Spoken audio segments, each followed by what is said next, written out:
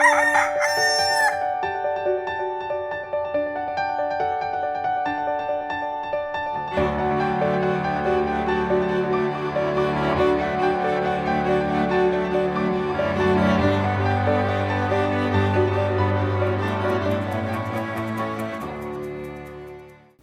umaga po mga kaibigan.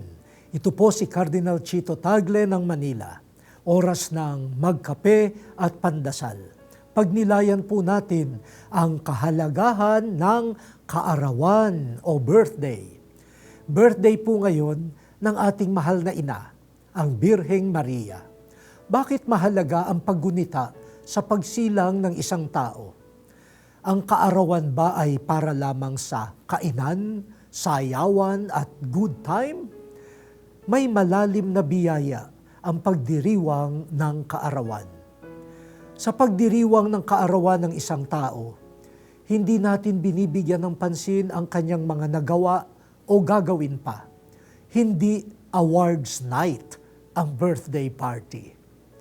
Pinasasalamatan lamang natin ng Diyos sa paglikha at pagbibigay buhay sa isang tao.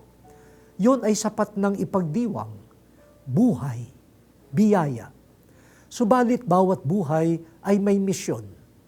Kaya sa kaarawan, ipinagdiriwang din natin ang misyon na binigay ng Diyos sa bawat isa upang mapabuti ang mundo at ang lipunan. Buhay at misyon. Yan ang buod ng birthday party. O Diyos, salamat kay Inang Maria.